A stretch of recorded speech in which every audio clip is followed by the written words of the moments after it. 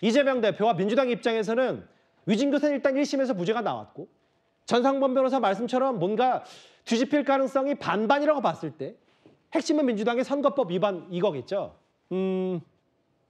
민주당이 위증교사 1심 이후에 이런 반응을 내놨습니다. 특히 공직선거법 위반 관련해서 말입니다. 들어보겠습니다. 사법 시스템을 망가뜨려서라도 이재명 대표를 구하겠다는 그런 일종의 아부성 법안이라고 밖에 볼 수가 없습니다. 이재명 대표의 허위사실 유포죄 징역형 집행유예 난 그 범죄는 아예 면소 판결로 사라지게 되는 겁니다. 그게 이 법의 목적이겠죠. 민주당이 이 정도 수준인지는 전 정말 몰랐습니다. 이현정 의원님, 저하고 화면을 같이 보실까요? 네. 여기 지난주쯤이었나요? 민주당의 한 법조인 출신 의원이 이거 공직선거법 위반 너무 가혹하다. 이재명 대표는 교도소 담장 위를 걷는 정치인들이라는 취지의 표현도 썼는데 이거 허위사실 공표죄 지우거나 당선 부여형 1,000만 원을 올려야 된다는 얘기를 했을 때 이때 좀 논란이 있었거든요. 근데 오늘 친명 좌장 정성호 의원이 이거 20년 전 기준이니까 뭔가 여야가 머리를 맞대야 되지 않냐 이런 얘기를 했어요. 자, 좀 전에 이제 우리 전상문 변호사님이 자세하게 설명해 주셨지만 지금 민주당 입장에서 보면 이제 오로지 가능성은 하나, 즉 공직선거법 위반 사건을 어떻게 하든지 지연시키거나 이거를 2심에서 뒤집는 그 가능성이 없다 그러면 사실은 이재명 대표의 5개 재판은 이게 사실은 리그전이 아닙니다. 토너먼트거든요. 하나라도 예를 들어서 여기서 지면 그냥 끝나는 게임입니다. 자, 그렇기 때문에 지금 일단 이 위증교사는 무죄가 나서 좀 안심하겠지만 그러나 공직선거법 이 하나만이라도 본인들의 이 선거 출마는 할 수 없기 때문에 여기에 총력전을 펼칠 겁니다. 자, 그렇다면 할 수 있는 방법은 뭐냐? 일단 법 자체를 바꾸는 거죠. 즉 현재 이재명 대표가 허위사실 공표 혐의로 지금 일단 징역 1년에 집행유예 2년이 나왔지 않습니까? 이 허위사실 공표 혐의 이거를 이거 지금 이거는 헌법적으로 문제가 있다. 이걸 재판부에다 제기를 해서 위헌법률 제청을 하는 경우도 있을 겁니다. 할 텐데 그 아마 재판부가 받아들이기 어려울 겁니다. 왜냐하면 이걸로 이미 많은 산례가 있고 이게 위헌적이라는 건 상식적으로 납득하기 어려우니까요. 또 하나의 방법은 아예 공직선거법을 개정을 해서 현재 있는 당선 무효 한 100만 원을 1,000만 원을 올리고 또 예를 들어서 이 허위사실 공표에 대한 어떤 기준을 좀 더 포괄적으로 해버린다면 물론 그 당시에 제출했던 법안에는 당해 이 사건으로 이미 기소된 사람에게는 적용되지 않는다는 부칙 조항은 있어요.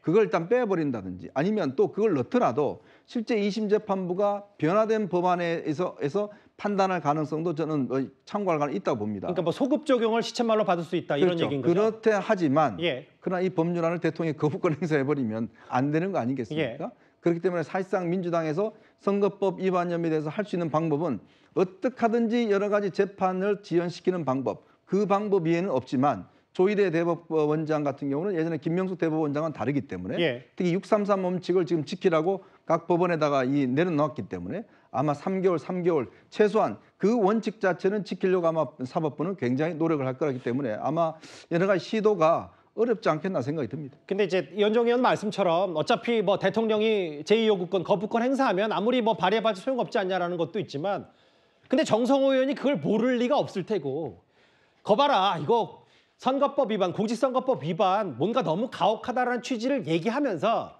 지금 이재명 대표가 갖가지 재판이 남아있지만 이거 유죄 나온 거 이거 하나뿐이고 이거 정치 재판 아니냐 뭔가 문제가 있는 거냐 아니냐 여론전의 일환이라는 분석도 있는데요. 이도항 의원님 어떻게 생각하세요? 저도 저 주장을 할 때 현실적으로 저 법이 혹시라도 나온다 하더라도 여야가 합의할 가능성도 없고 통과될 가능성도 없는 걸 전제로 아마 저 얘기를 하는 걸 겁니다. 그런 상황에서 보면 여야 공이 적용될 수밖에 없는 법이에요. 그러니까 물론 국회가 만든 법이긴 하지만 그 자체가 국회의원들의 엄청난 올가미로 작용된다는 사실은 국회의원들이 다 인식하고 있는 겁니다. 선거법은 야당에게만 적용되지 않습니다. 여당에게도 적용돼요. 그런데 이 사건에서 보시다시피 국정감사 자리에 나가서 이재명 대표가 위증을 했다.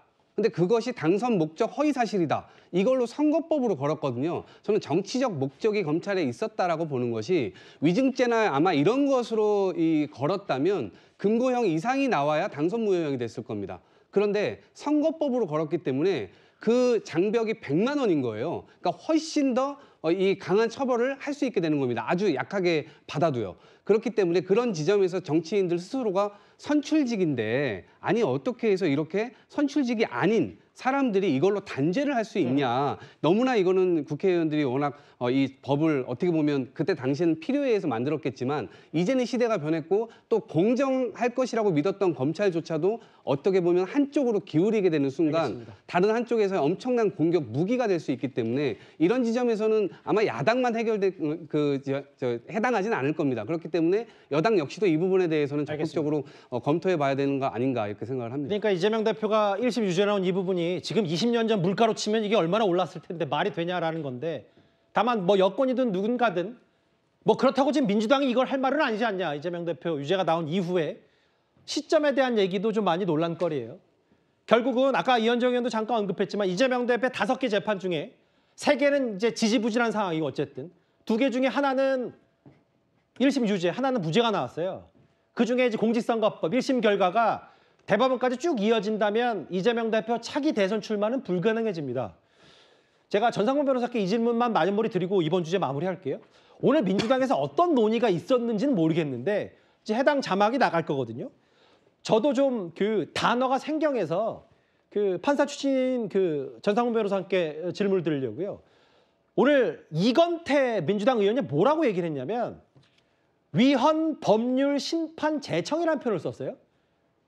말 어렵습니다. 위헌 법률 심판 제청. 그러니까 민주당이 뭔가 공직선거법 재판을 지연하라는 전략 아니냐 이런 의도가 있다는 게 여당의 시각인데 저게 위헌 법률 심판이 뭐길래 민주당이 고민한다는 거예요? 우선 재판의 전제가 되는 법률이 예. 헌법에 위반될 경우에 법원에다가 현재 재판 중인 법원에다가 이 사건 헌법재판소에 판단받고 나서 나중에 재판하자는 제도입니다. 아하. 그럴 때 법원에서 먼저 판단할 수도 있습니다. 헌법에 위반되지 않는다고 해서 재청 신청을 기각을 할 수도 있습니다. 예. 그 경우에는 재판을 속행할 수 있고요. 예. 재판을 마무리할 수 있죠. 그렇지 않고 헌법재판소로 넘기는 순간 이 재판은 헌법재판소의 재판이 마무리될 때까지 진행되지 않습니다. 잠시만요. 말씀 끊어서 진짜 죄송한데 633이든 뭐든 헌법재판소로 가면 이재명 대표 공직선거법 함소심이 일단 멈춤이란 네, 말씀이신 일단 거예요? 멈춥니다. 그리고 지금 헌법재판소가 6인 체제 아닙니까? 그러다 보니까 신속하게 재판이 진행되지 않을 가능성이 굉장히 큽니다. 예. 그렇다면 이것은 지연하기 위한 것임이 너무 눈에 보이는데 예. 과연 재판부에서 헌법재판소로 넘길지는 극히 의문이라고 생각이 됩니다. 아, 가능성은 높지 않지만 네. 뭐 민주당이 그럴 가능성도 있고 이 말씀을 하시는 거예요. 네, 그렇죠. 알겠습니다. 뭐 오늘 그 법조인 출신 이건태 의원도 이건 의원의 개인 의견이지 좀 생각해볼 문제라는 취지로 얘기했지만 어쨌든 지금 이재명 대표 재판 중에 뭐 누군가 1승 1패라는 표현도 썼고 하나 유죄 하나 무죄가 나왔기 때문에 이게 정치권에 미칠 후폭풍이 만만치가 않았습니다. 오늘 1심 재판부가 밝힌 왜 증인은 유죄고 이재명 대표는 무죄였는지에 대한 설명 얘기까지 여러분들과 함께 하나하나 짚어봤습니다.